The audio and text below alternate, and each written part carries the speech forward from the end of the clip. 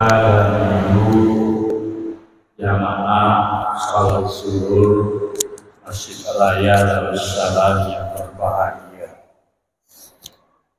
pendengar radio Darussalam Samarinda dimanapun berada. Alhamdulillah dalam kondisi sehat walafiat.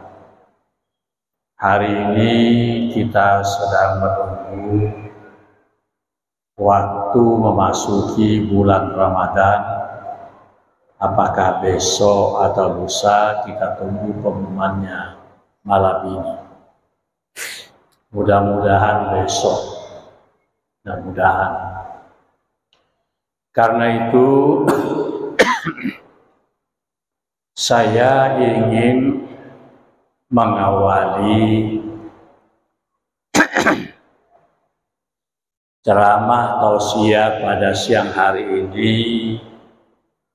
dengan mengutip satu pernyataan Nabi yang sangat erat kaitannya dengan ibadah puasa. Nabi dalam salah satu hadisnya mengatakan bahwa satu-satunya pintu yang bisa dimasuki setan dalam mengganggu manusia hanyalah keinginannya. Kalau keinginannya terkontrol baik, setan tidak masuk. Tapi kalau keinginannya tidak terkontrol dan sangat banyak, disitulah peluangnya setan memasuki kita, mempengaruhi kita, menjerumuskan kita. Kaitannya dengan ibadah puasa adalah bahwa puasa itu menahan diri. Saum dalam bahasa Indonesia bisa diartikan dengan menahan diri. Menahan diri dari keinginan-keinginan yang tidak dibenarkan oleh syariat agama. Itu makna saum. Jadi kalau kita mengatakan nawaitu sauma ghadi, memang artinya besok saya berpuasa. Tetapi berpuasa itu bahasa Arabnya saum, dan saum artinya menahan diri.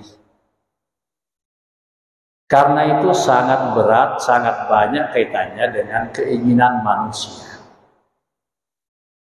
Keinginan manusia itu tidak bisa terukur. Ada orang yang bisa mengendalikannya, ada yang tidak bisa mengendalikannya, dan tidak bisa dihitung jumlahnya. Karena setiap saat kita punya keinginan. Hari ini kita punya keinginan, besok punya keinginan, seterusnya begitu. Tidak pernah habisnya yang namanya keinginan itu. Nah, keinginan itu biasanya dipakai dengan istilah nafsu syahwat. Nah, karena itu dari sekian banyak jumlah yang namanya nafsu syahwat itu bisa dikelompokkan kepada 3 hal atau 3 kelompok besar yang namanya nafsu syahwat. Yang pertama namanya syahwat batniyah. Syahwat batniyah artinya syahwat perut. Itu lambang ekonomi. Semua orang ingin punya macam-macam. Dan itu adalah kegiatan ekonomi kita. Semua kepingin punya rumah bagus. Semua kepingin punya kendaraan yang bagus.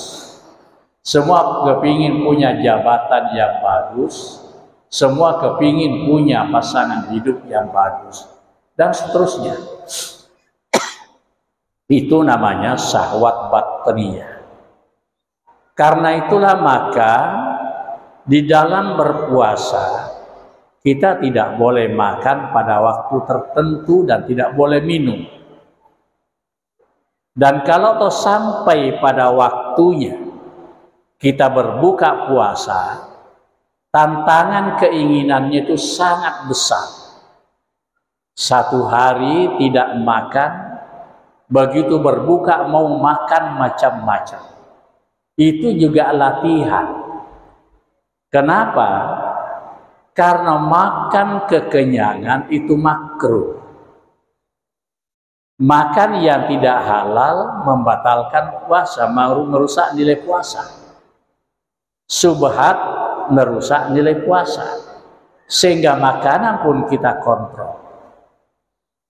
Karena itu maka nafsu yang pertama ditahan dalam ibadah puasa namanya nafsu batniyah atau syahwat batniyah. Ini dipahami tidak berarti kita tidak boleh punya apa-apa. Silahkan sukses dalam ekonomi, silahkan punya macam-macam, tetapi lewat ibadah puasa kita membiasakan diri mengontrol. Jangan sampai yang kita miliki itu mengakibatkan melalaikan diri kita kepada Allah Subhanahu wa Ta'ala. Karena itu kita harus belajar meletakkan apa yang diinginkan oleh Allah lebih tinggi dari kegiatan ekonomi kita. Itu satu. Kemudian syahwat yang kedua yang bersentuhan dengan ibadah puasa namanya syahwat farjiyah. Kalau bahasa kita syahwat seks. Bahwa laki-laki pasti kepingin bertemu punya perempuan, dan perempuan pasti kepingin mencari laki-laki yang bagus. Dan ada dalam jiwa kita selalu berhubungan dengan lawan jenis. Maka di dalam beribadah puasa tidak boleh berhubungan suami istri pada siang hari, dan kalau dia sampai berhubungan itu hukumannya luar biasa. Hukumannya diganti satu puasa yang batal karena hubungan suami istri pada siang hari. Hukumannya adalah 2 bulan puasa berturut-turut, tidak boleh terputus 1 hari pun. Sangat besar sanksinya. Karena tidak bisa dimungkiri bahwa yang tua dan yang muda selalu tertarik dengan pasangan lawan jenis. Yang tua-tua pun kalau melihat gadis cantik yang laki-laki, lihat gadis cantik pasti punya ketertarikan. Dan begitu juga sebaliknya, wanita walaupun sudah tua kalau melihat laki-laki ganteng itu tertarik. Maka kita dikontrol lewat ibadah puasa bahwa nafsu ini ditekan melalui ibadah puasa selama 1 bulan, sehingga walaupun syahwat farjiyah seksual kita tidak dimatikan, tetapi pada dasarnya bisa dikendalikan. Nah, yang ketiga syahwat itu namanya syahwat ananiyah. Syahwat ananiyah artinya syahwat keakuan, keegoan, merasa diri hebat sehingga melupakan Allah, merasa semua kesuksesan hasil kerja dia melupakan pertolongan Allah, merasa kalau tidak dihargai dia marah, padahal yang berhak untuk bisa dihargai penuh hanya Allah. Kita sama semua yang lain. Kadang-kadang disinilah dimasuki sifat riya. Di sini dimasuki sifat sombong. Di sini dimasuki sifat tamak. Di sini dimasuki oleh sifat kikir. Itu kalau orang ananiyahnya terlalu tinggi. Maka kita ingin meletakkan diri kita di bawah kontrol syariat, ajaran agama Islam, sehingga kita bisa menanamkan dalam diri apapun yang kita lakukan dan berhasil, itu bukan semata-mata karena kemampuan kita, tetapi adalah karena pertolongan Allah Subhanahu wa Ta'ala. Orang yang sombong sulit dekat dengan Allah. Orang yang sombong pasti sulit berkawan dengan orang yang banyak. Maka puasa mendidik kita itu. Oleh karena itu, kita bisa simpulkan bahwa puasa yang paling tinggi nilainya di hadapan Allah adalah kalau pikiran kita, keinginan kita, rasa keakuan kita semuanya berpuasa terhadap hal-hal yang tidak dibenarkan oleh syariat agama. Itu keakuan. Karena itulah maka totallah ibadah puasa itu secara fisik kita tidak makan, tidak minum, secara fisik kita tidak berhubungan suami istri, tetapi secara batiniyah, secara kejiwaan kita juga tidak pernah memikirkan atau menginginkan sesuatu yang tidak benar kita inginkan dan kita pikirkan. Inilah hubungannya ucapan Nabi yang mengatakan bahwa pintu masuk setan pada manusia itu hanya satu, lewat keinginan. Insya Allah 1 bulan kita melatih keinginan. Letakkanlah keinginan itu di bawah ketentuan syariat. Jangan melampaui itu. Dan ada satu hadis qudsi yang menarik. Kalau ada orang yang sudah bisa mengendalikan dirinya, keinginannya, dan tidak akan melanggar hal-hal yang tidak dibenarkan. Yang menarik adalah dalam hadis qudsi Nabi menyampaikan Allah akan mengirimkan malaikat mendampingi hidupnya. Allah akan menyertai seluruh pekerjaan yang dia lakukan.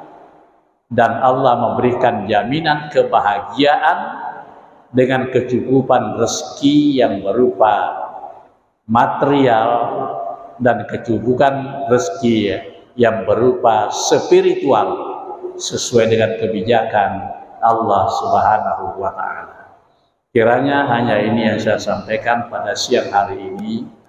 Mudah-mudahan menjadi bahan renungan bagi kita semua dalam rangka memasuki bulan Ramadan, dan mudah-mudahan pengumuman nanti malam menetapkan bahwa 1 Ramadan bisa kita jalani besok. Karena semakin cepat kita masuki Ramadan, berarti semakin kita cepat menerima barakahnya bulan Ramadan. Wallahul muwaffiq ila aqwamit thariq. Assalamualaikum warahmatullahi wabarakatuh. Al-Fatihah. Bismillahirrahmanirrahim. Alhamdulillah. Iyyaka na'budu wa iyyaka nasta'in. Shiratal mustaqim. Shiratal ladzina an'amta 'alaihim ghairil maghdubi 'alaihim waladdallin. Allahumma barik lana Rajab wa Sya'ban wa ballighna Ramadan. Allahumma rabbana taqabbal minna innaka antas samiul alim wa tub 'alaina innaka antat tawwabur rahim. Rabbana atina fid dunya hasanah wa fil akhirati hasanah wa qina adzabannar. Alhamdulillahi rabbil alamin. Assalamualaikum warahmatullahi wabarakatuh. Allahumma shalli ala Muhammad. Allahumma shalli alaihi. Allahumma barik. Allahumma shalli ala Muhammad. Allahumma shalli alaihi wa sallim. Allahumma shalli ala Muhammad. Allahumma shalli alaihi wa sallim. Allahumma shalli ala Muhammad Rasulullah. Ya Rabbi shalli alaihi wa sallim. Taqabbalallahu minkum. Sepertian, dorongannya. Insya Allah. Dia sudah masuk ke Iya kan? Nah, berarti masuk aja.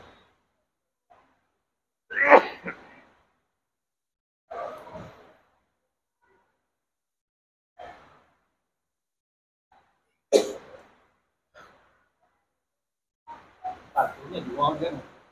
Tiga sungai. Oh, sampai itu. Bukan pada